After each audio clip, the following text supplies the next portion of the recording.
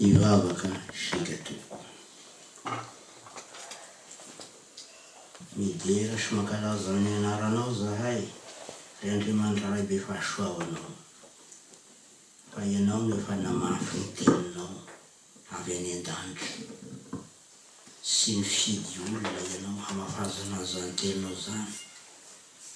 Fa ny fony velona rehetra, ny fony zay atao hoe olombelona nataonao araka ny endrikao, no fafazanao teny ny fony. Raha mbola misy aza sy nandre dia anatin'ny programanao ny handrenesana ny teninao, mba ho voafafy any am-pony koa ny teninao masina. Saotranao zahay fa zany teninao zany dia afafy aminay amin'ny alalan'ny zanakao Jesosy Kristy. Saotranao zahay ry Jesosy eo, fa ianao no teny velona zay nafafy tamin'izao fiainana zao. Toy ny sinosinona aza ny fijerenao, novonoina toy ny olomeloka, ka dia nafafy tokoa ianao tompo, mba handraisanay masanao. Saotranao zahay fa efa nisangana ianao, sy maty sony velona manarazay. Tahio ny fiangonana eto, tahio ny kristiana tsirairay, tahio ny kristiana rehetra, ao ny madinika kely, ao ny tanora, ao koa ny ray aman-dreny. Izy rehetra samy mitady anao tompo, sy misy fanahin'olona sy mila anao na dia sy afaka manonona an'izany aza. Dia tahio ny fiangonana, mba ho velo ny famafazana ny teninao, fa ianao efa namafy ho an'ny fiangonana maimaim-poana, dia tao aminao koa ny fiangonana mba hamafy maimaim-poana. Sy ambolana amin'ny karena fa dia afafy, satria zany no asanao tompo. Tahio zahay tsirairay avy mba ho mpamafy ny teninao, mba sy ho mpihaino manadino zahay, manadino zay efa niraisina fa hasiaro mandrakariva ka hanolotra an'izany. Mangataka anao koa zahay ho an'ny fiangonana, mba ho azavay ny teninao izy. Omeny teninao fifaliana izy. Raha misy ny tena zava-mahafaly indrindra dia ny teninao tompo. Besaka ny toa mahafaly amin'izao fiainana zao kanefa inona moa zany ivelan'ny teninao. Ao anatin'ny teninao ihany ny tena mampitombona ny fifaliana anananay rehetra. Dia misaotra anao zahay. Ankehitriny ry Jesosy eo, ifandrenesina amin'ny teninao tamin'ny vaky-teny masina teo. Mankasitraka anao zay noho izany satria sy teniteny foana zany sanatria, fa teny avy any ambony zany, na dia zahay etỳ an-tany zay sy lavorary aza no mitondra azy, dia ny teny dia anao ihany. Teny avy any an-danitra zany, teny natao hamelona ny fosy fanahy zay mihaino koa zany tompo. Ka dia misaotra anao indrindra zahay. Ankehitriny mbola ho renesina ihany koa ny teninao, dia mangataka zahay tompo mba ho sitrany ny teninao ny fonay. Be ny aretinao anatin'ny fonay io tompo, ny teninao ihany manasitra anazy, ny teninao ihany no manavao azy, ny teninao ihany no manafaka azy amin'ny fahatopatorana rehetra. Sy miafina aminao koa ny tsirairay zay tonga eto, manana zavatra ho tenenina aminao izy, manana zavatra ambara aminao izy. Mety tsy ambarany miariary zany kanefa ambarany aminao mangingina. Mety tsy ataony amin'ny tonom-bavaka zay re ny fandrenesana zany, fa tonom-bavaka mangina any anatin'ny fosy fanahy any. Fantatrao ny hetaheta ny tsirairay, ny amin'ny tenany, ny amin'ny ankohonany, ny amin'ny zanany, ny amin'ny tokantrano. Fantatrao daholo zany tompo, dia mangatako zahay mba handray ny valiny zany avy aminao Jesosy. Hinoy ny vavakay amin'ny anaranao Jesosy. Amen. Araka zay efa nambara teo tompoko, dia androany no alahady faharoa manaraka ny Trinité masina. Fa ny tenin'Andriamanitra zay anjarantsika koa no zao, ankoatrin'ireo zay efa nambara tamintsika tamin'ny vaky-teny masina, dia mbola ho hitasika zany. Araka zay voasoratra ao amin'ny Lioka 7:20. Lioka 7:20, 9:20 ka hatramin'ny 9:20. ioka to faefatra amby folo, andiny fahenina amby folo, ka hatramin'ny andiny faefatra amby roapolo. Rehefa raha mahita izany, dia mivaky toy izao amin'ny anaran'i Jesosy. Fa hoy Jesosy taminy, nisy olona anankiray nanao fanasana lehibe ka nanasa olona maro. Ary naniraka ny mpanompony izy tamin'ny fotoana fisakafoana. Ilaza aminy izay fanasaina hoe andeha fa efa voavoatra zao ny fanasana. Fa izy rehetra dia nitovy saina ka samy nanao fialana. Ary ny voalohany, hoy ny voalohany taminy, efa nividy tany aho ka tsy maintsy mandeha isahazy. Masina ianao, ekeo ny fandava. Ary hoy ny anankiray hoe, efa nividy eo 10 aho ka handeha hamantatra azy. Masina ianao, ekeo ny fandava. Ary hoy ny anankiray koa, efa napakabady aho ka amin'izany tsy afaka mankany. Ary noho ny tonga ilay mpanompo dia nambarany tamin'ny tompony izany. Dia tezitra ny tompo-trano ka nanao tamin'ilay mpanompony hoe, mandehana, faingana, ho eny amin'ny lalambe sy ny sisim-boly eto an-tanàna. Ka ampidiriny ny malahelo sy ny kilemaina sy ny zamba sy ny mandrenga.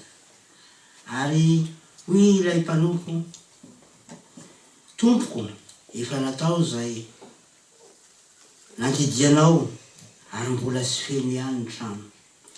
Ary hoy ny tompo tamin'ilay mpanompony hoe, mandehana ho eny amin'ny lalambe sy ny sisim-boly ka tereo ny olona hiditra mba ho feno ny trano. Fa lazaiko aminareo fa tsy hisy hanandrana ny nahandroko ireny olona nasaiko ireny, na dia iray akory aza.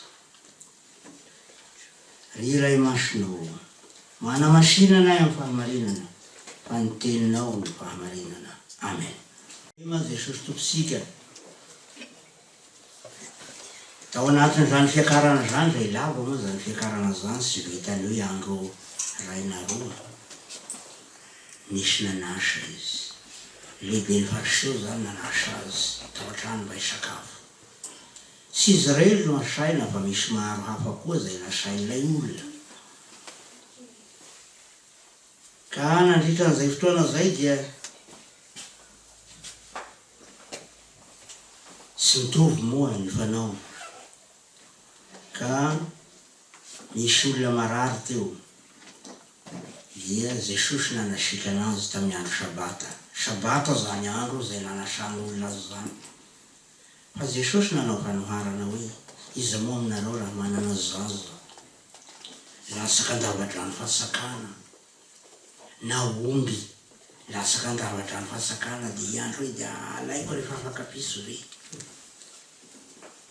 Tsy mangatakandro izy, tsy maintsy mampakatra azy miaraka amin'izay.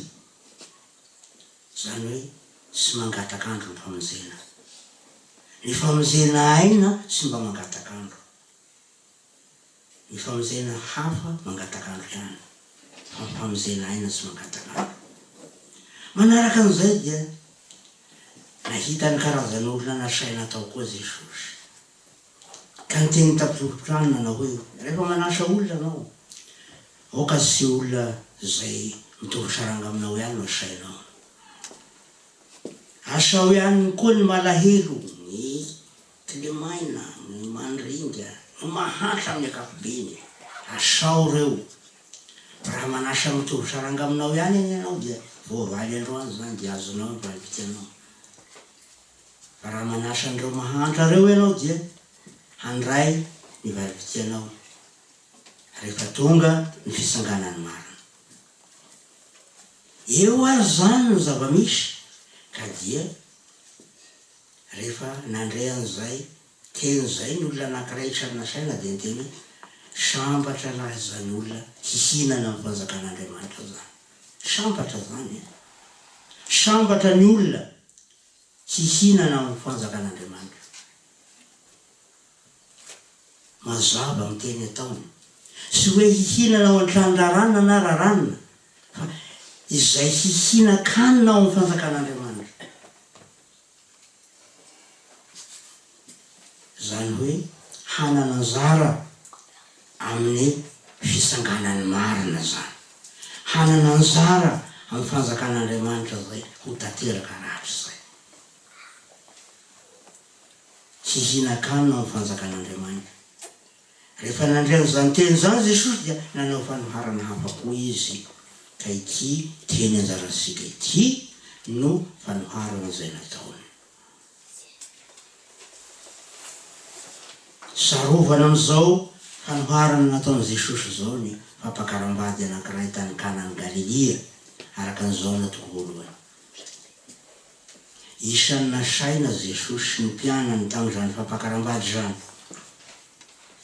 Kanefa ny zava-misy dia zao.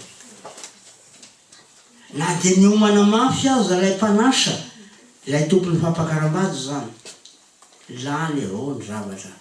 Lany ny divay sy naharaka. Ny divay moa zany dia karazany zay voninahitry ny fety. Sy naharaka ny divay. Na dia niomanana aza zany. Fa Jesosy kosa, na dia olona saina aza izy dia mpanasa ihany koa ilay izy. Mpanasa izy. Izy no manasa koa. Ny fanasana Jesosy zany dia sy mba fanasana eto an-tany. Fanasana amin'ny fanjakan'Andriamanitra ny azy. Ka tamin'izay nanovany ny rano ho divay. Divay sara zany. Ity divay sara ty sy nividina tany amin'ny labotika ty tompo. Sy teny amin'ny tanimboloboka no nazahoana an'ity. Fa divay zay, divay ny fanjakan'Andriamanitra ty.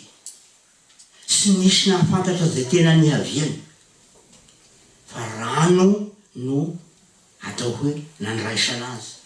Kanefa sy avy amin'ny rano zany. Sy avy amin'ny rano zany.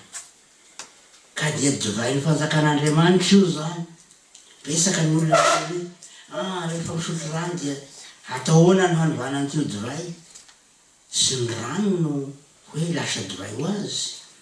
Fa ity divay zay omeny Jesosy ty ao anatin'ny fahasahiranany olona dia divay ny lanitra io, divay ny fanjakan'Andriamanitra io, divay ny fiainana mandrakizay io. Tahaka an'izany koa ny eto to. Eto dia hitasika Jesosy saina izy. Anisan'ny olona saina izy. Izy sy ny mpianany. Toy ny tsy manana na inona. Kanefa amin'ny fotony dia isan'ny mpanasa Jesosy. Eto zany dia manomana ny olona izy amin'izany fanasany fanjakan'Andriamanitra zany. Ny olona toy inona moa no hanana anjara amin'izany sakafo ny fanjakan'Andriamanitra zany. Ianao hoe manana anjara amin'izany? Isika hoe manana anjara amin'izany? Raha ny tenako dia mety manao hoe eny manana aho ka. Manana ihany aho. Na dia feno aho zany trano dia misisika ao aho dia ataoko zay atafiditra anahy eo. Ngamba hitan'izany tompo. Fa hitasika mandinika n'ity fanoharana tisika zany. Misy sokazy anankiroa ny olona nasaina. Sokazy voalohany dia ireo olona nasaina voalohany. Sokazy faharoa ireo olona nasaina tamin'ny ora farany. Samy mitovy ireo tompo. Ny olona nasaina voalohany dia olona zay atao hoe olona teo anivon'ny fiarahamonina. Olona zay nananahy izy ao zay ara-fiarahamonina, ara-sosialy. Nefa zay re amin'izy ireo rehefa tonga ny fotoam-panasana zany, feon'ny fandavana. Sy afaka ho iny anankiray, sy afaka ho iny anankiray, sy afaka ho iny anankiray. Io dia feoko ihany koa io tompo. Io ny feosika. Io sy mba ilana anaovana stage zany. Hoe hanao stage mba handany fanjakan'Andriamanitra. Tonga dia haisika io. Io tonga dia fantasika. Sy mba ianarana zany. Fa tonga dia hay ho azy. Satria toym-pahotana ny mamolavolana zany tompo. izy moa afaka am'izany sy afaka masina ianao ekeo ny fandavako feo ny fandavana zany toko zay manda dia sy mba manana anjara am'ty fanasany fanjakan'Andriamanitra ity fa izy kosa no manana anjara eto zany dia ohatrany hoe ny fijery azy amin'ny ankapobeny dia ohatrany hoe misy fanavakavahana nalefa aloha ireo sarangan'olona nalefa tamin'ny farany ireo tena misisim-boly kanefa mifotony dia zao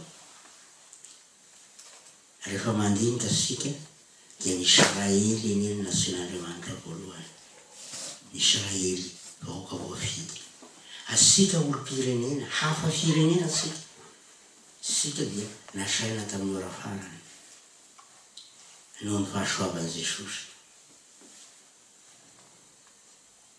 rehefa nansoina reto olona teny amin'ny sisim-boly sy teny amin'ny arabe tony dia sisy fandavana nanaiky reo sy re hoe eny ho tonga zahay kanefa dia feno trano sisy nanda izy reo zany zay no zava-dehibe mifidira sika amin'ny fiangonana tahaka an'izao amin'ny fotoana lahady sarina zany fanekesika zany manaiky sika am'izany karazana atao hoe mianadraha raha manaiky ny fanasany fanjakan'Andriamanitra sika tompoko manaiky zay fanekena zay no atao hoe finoana tompoko ny finoana no ananana anjara amin'ny fanjakan'Andriamanitra ny fanekena no ananana anjara amin'ny fanjakan'Andriamanitra raha izany ary dia sy hafa fa Jesosy izy no mianso io ny tena asan'Andriamanitra mianso sika sy hoe sika mandeha sy zay ny tena asany fa ny tena asan'Andriamanitra voalohany dia no mianso anao mianso sika rehetra ansoiny sika ny valiteninao zany dia eny nasia zay no eto zany hitasika fa ny valiteny eny eto sy mparesika loatra ny tena eny zany dia sy teny hoe eny tompoko nefa mandavy eo sy mandeha hitasika ihany ny tenin'izy mirahalahy amin'ny fanoharana nataony Jesosy re mandeha anaka miasa ny tany mboloboka ianao eny tompoko sy nandeha izy toy izany koa nataony tamin'ilay anankiray dia hoy ilay anankiray zaho sy afaka kanefa nanenina izy dia nandeha ihany sy ny fanekena ambava zany tena zava-dehibe fa toe-piainana io fanekena io zay sy andrenesa sika azy eto sy re hoe eny satria toe-piainana zany ny fiainana ny manaiky ny fiainana ny mandà toe-piainana zany dia maro sakarazany ao ny fizery ao ny fihesiky ao ny fanaovany zavatra ao ny andraikitra ao ny adidy sy ny sisa toko sy ary voatanisany atao hoe eny zay totalin'izay dia eny fa raha ohatra zany ka atao hoe tahaka an'izay atao hoe manaiky ihany